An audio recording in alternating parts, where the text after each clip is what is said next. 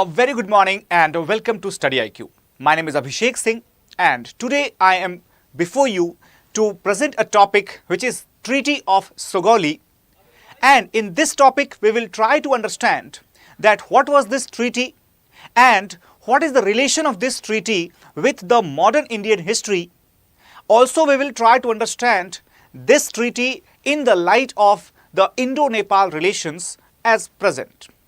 So welcome everybody once again to this session, and let us start the session without any further delay. However, before proceeding further, let me tell you one very important thing, that today it is 29th of June, where you are having just one day left to get yourself enrolled for this prestigious program, which is the Prelims to Interview program, where you will be provided the single stop guidance for each of the stages of your civil services examination, starting from the prelims up to the interview stage.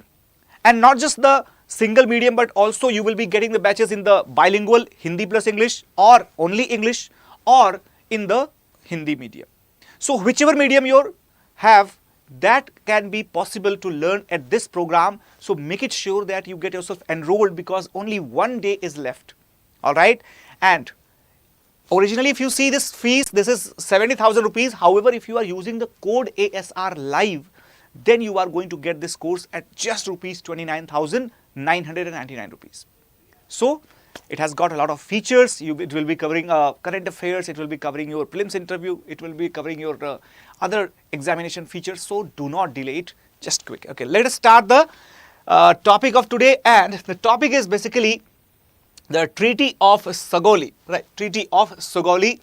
So as you can see this picture, now this picture is clearly showing you the presence of the East India Company forces and the presence of the Nepali forces, Gorkha army, in the backdrop of the Himalayas. And in fact, this is basically the Bhim Sen Thapa's Gorkha troops at the Rathore, right? At the Rathore, that is Makwanpur in 1816. Now, this 1816 Makwanpur, that was basically the time, that was basically the moment when Bhim Sen Thapa, who was he? He was the Prime Minister. He was the Prime Minister of the King of Nepal, and he entered this treaty on behalf of the King of Nepal. Alright, and what other features were there in this treaty? Why are we considering this treaty very important? So as you might be aware that recently India and Nepal, they are actually facing a little bit conflict amongst each other. And why so? That is mainly due to the border issues regarding the location of Kalapani or Limpiathura or Lipu Lake.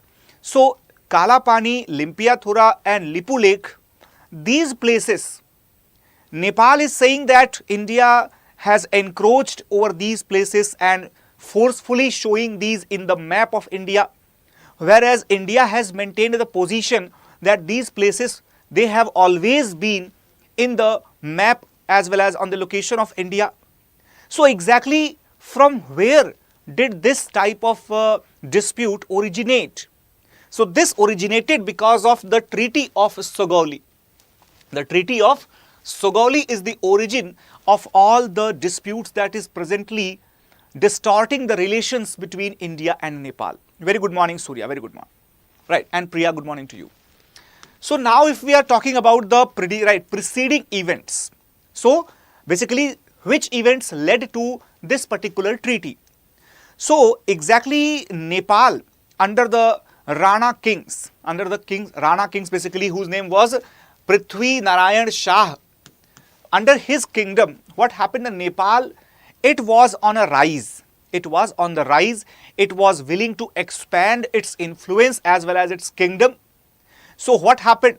That Nepali kingdom actually enlarged its steps and exceeded the areas of Garhwal, Kumaon, and reached up to the borders of Ladakh, southern Ladakh. In fact, it was capturing the areas of Sirmaur in Himachal region. Okay, and similarly, if we go to the eastern side, then Nepal, that territory of Nepal was expanding, and it had covered the areas up to Sikkim. Alright. So overall, the basins of Gandaki and Karnali and Uttarakhand region, right, consisting of Garhwal and Kumaon, all these areas were under the coverage of Nepal. Hello Priya. Now, so this brought them in a conflict with the British. Now British, just let me give you a complete overview.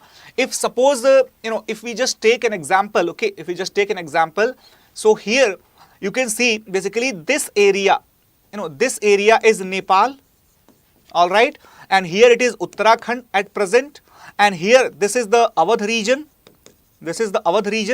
and this region is basically the Tarai, okay, this is the Tarai region. Now what happened that when Nepal that was expanding its kingdom towards Uttarakhand or towards the Tarai region, so what happened, this Awadh which was protected by the, right, protected by the British, okay. And why am I saying that it was protected by the British? Remember that in 1801, Awadh had entered into the subsidiary alliance, okay, Awadh had entered into the subsidiary alliance. So technically, if any other external power was trying to be aggressive with Awadh, they were becoming aggressive with the British Empire, and that is why the British Empire, the East India Company, that came into the conflict with Nepal, okay, that came into the conflict with Nepal. Why? Under the provision of this treaty, which treaty, subsidiary alliance between Awadh and British, alright. So what happened that this rivalry that was taking place between the British Empire and the Nepali kingdom, that led to a series of battles, right, a series of battles or skirmishes, and ultimately these battles resulted into the concluding treaty which is called as the Treaty of SUGAULI, okay, the Treaty of SUGAULI. So basically it was in the 1815 that the British general Auchterlonie evicted the Nepalis from Garhwal and Kumaon across the Kali river and ending their 12 years occupation. So you might have seen that nowadays there is a propaganda driven mostly by the ultra-nationalist followers of the Nepali expansionist, and they claim that this region Garhwal and Kumaon originally belonged to Nepal.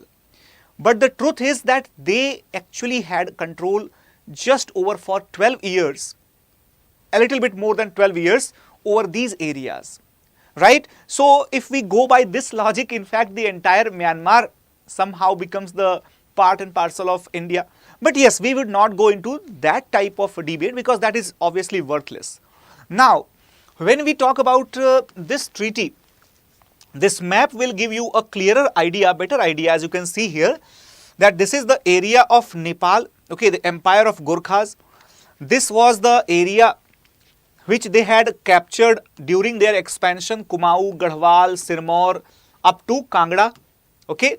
And the area of Awadh, having capitals at Lucknow, this area was now under the threat due to the expansionist activities of the Gurkha Empire, okay. So this is what I have already told to you. Now moving further, if we talk about the Anglo-Nepalese wars, that exactly what happened in the wars, okay. So in the 1814, see, there was a time period of 2 years from 1814 up to 1816, okay. Very often we keep listening to one rhetoric that Nepal never became a colony, British could never defeat the Nepalese Gurkha, or British could never capture Nepal. Such type of things are always there, mostly said by the, as I told you, ultra-nationalist people of Nepal. But the reality is something different. Now, the facts tell us that in the year 1814, it is correct that Lord Hastings, who was the then Governor General of British India, he sent 4 separate armies. He sent 4 separate regiments of the British East India Army, and in fact they were not able to succeed in Nepal in their initial efforts, okay. So in fact, Gurkha army, they were very less in numbers, hardly like 6, 7 or 8,000 maximum. But still they were able to defeat the British armies in their initial encounters, mainly due to the very good awareness of the local terrains, local area.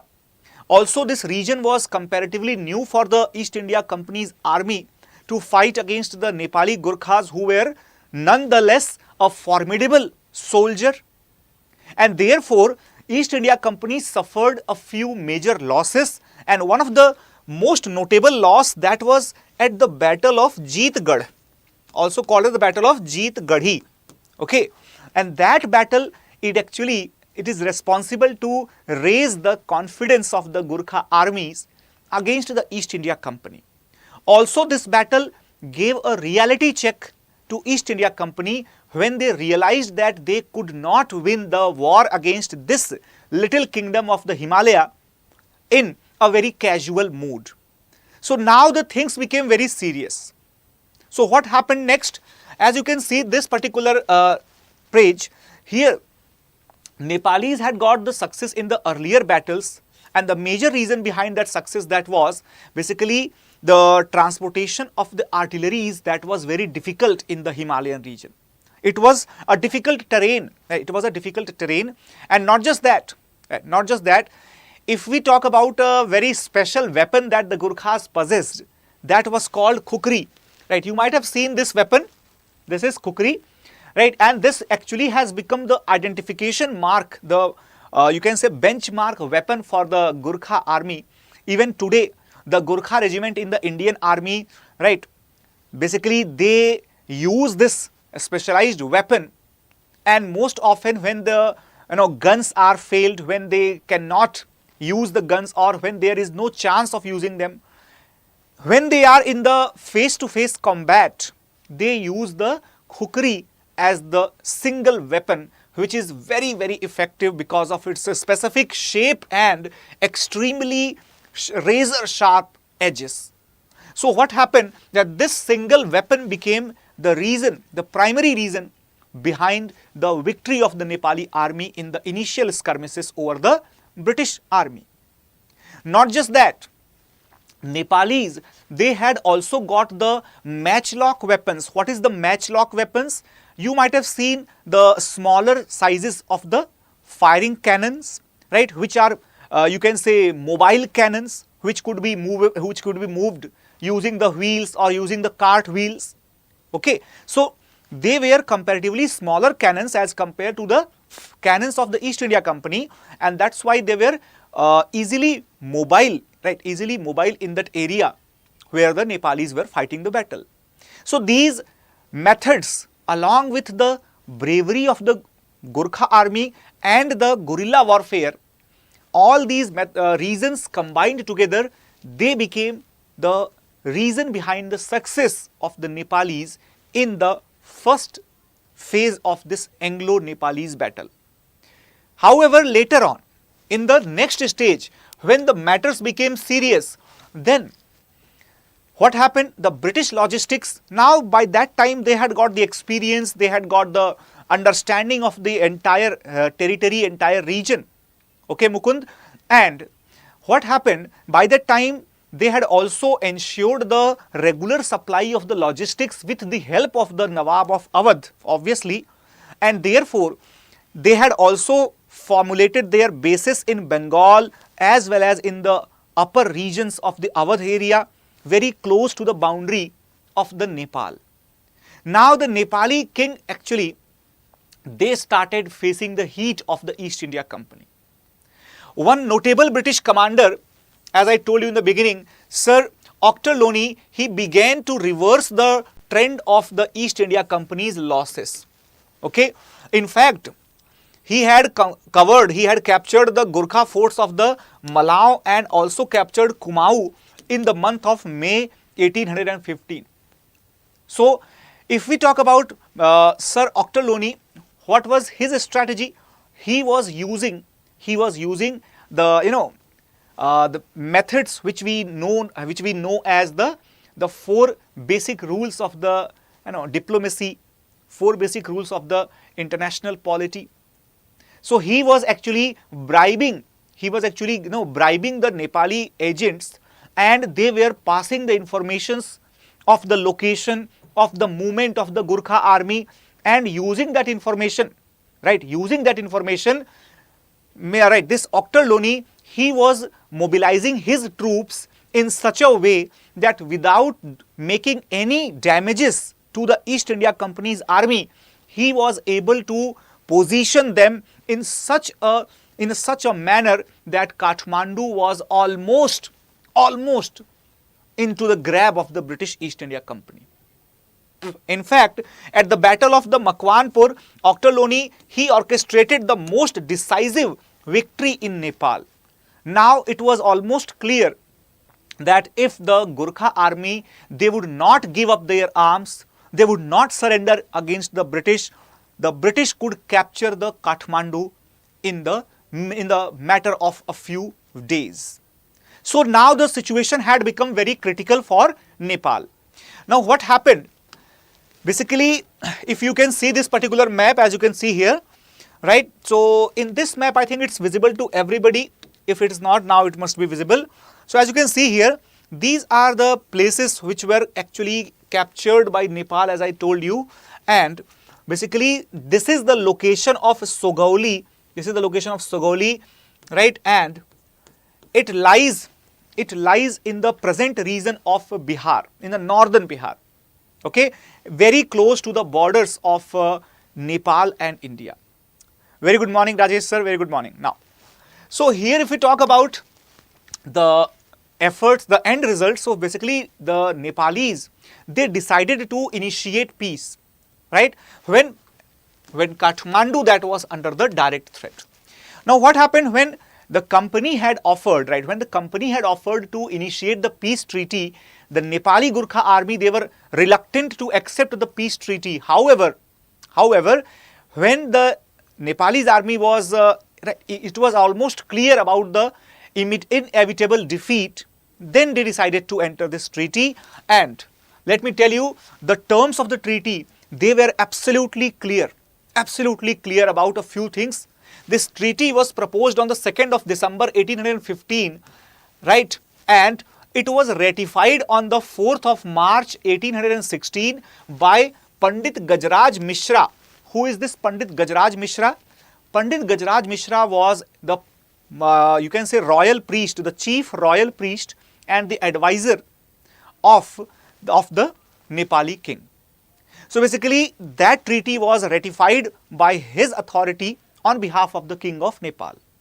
Okay, so Kumaon and Garhwal kingdom, right? Kumaon and Garhwal kingdoms, they were amongst the territories which the Nepali kings, right, they gave to the East India Company under the terms of this treaty. At the same time, they also accepted the permanent British resident at Kathmandu. What is the meaning of this permanent British resident? Now let me tell you one thing. A permanent British resident was a representative of the East India Company, the British East India Company, and he used to reside in the capital of the kingdom where he was sent. Like one of the resident, he was sent in the court of Punjab, the court of Lahore. Similarly, there was a resident in the court of Kabul, in the court of Shah Zaman. Similarly, there was the residents in the court of Sindh, and here also in Nepal as well, there was the position of a resident who was sent by the East India Company. But the major difference between the other residents of the East India Company and this resident, it was that the Nepal did not recognize the resident as a representative of the suzerain power, That means what? That means the British, they had not taken Nepal under their suzerainty. Now this is the most important point. Nepal did not accept the suzerainty of the British, but it accepted the British resident as the equally independent and sovereign nation to the British counterpart. Alright, so that means it was like an exchange between two independent nations, the exchange of the embassies. That's very simple. So this is why we say that Nepal was never colonized, it was never captured by the British, because this treaty established the position of Nepal as an independent sovereign nation. However, at the same time, a sizable portion of the Tarai region, the regions of Sikkim, the regions of Kumaon, Garhwal, alright, Sirmaur, all these regions were taken away from Nepal because they were not belonging to Nepal, obviously. Neither they belong to the British, by the way, and that's why what happened? Nepal became a protectorate of the British, but at least they were exempted from paying an annual subsidy to the East India Company. Because several princely states, they were, whenever they were sent with a resident, they were also subjected to the humiliating treaties. Unfortunately, those states, they had, sooner or later, they had to accede to the East India Company's territories. But Nepal was a lucky state that it did not have to undergo such type of humiliation at the hands of the British. Now, there were no further wars between Nepal and East India Company as a result of this treaty. In fact, the Nepali armies, they always supported the East India Company in their subsequent efforts. Let me tell you that these are basically the clear conditions of the treaty. As you can see here, this is the third article of the treaty. Okay, the third article of the treaty. Okay. There are almost 9 or 11 articles which are present in this particular treaty, but the third article is most important because it provided the details of the areas that would be ceded or given to the East India Company by the King of Nepal. Okay, so you can basically pause the video, you can just read it through very clearly, right? And these are the 5 primary regions. Now, if we talk about the consequences of this treaty, now let me tell you one thing. Bulbul, do not worry, we will be providing the telegram at the end of the session. So consequences of this treaty are very clear. Remember one thing, that Gurkhas, they became the most formidable component of the British East India Army, and later on the army of the British Indian government, and then army of the India, Britain, right?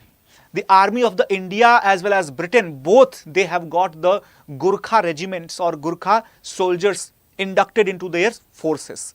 Even the Malaysian army, they also use the Gurkha forces because they are very well known for their exceptional martial skills, exceptional military capabilities. And Gurkha battalions participated in the Sikh wars and played an important part in the company quashing the Sepoy mutiny of 1857-1858. Right. Good morning, Ravindra. Basically, we call the Sepoy mutiny as the first war of independence, or we call it as the Great Revolt of 1857. But let me tell you, on the one side, we might have studied that Begum Hazrat Mahal, she had fled to Nepal, took the shelter in Nepal. Nana Sahib Peshwa, he took the shelter in Nepal.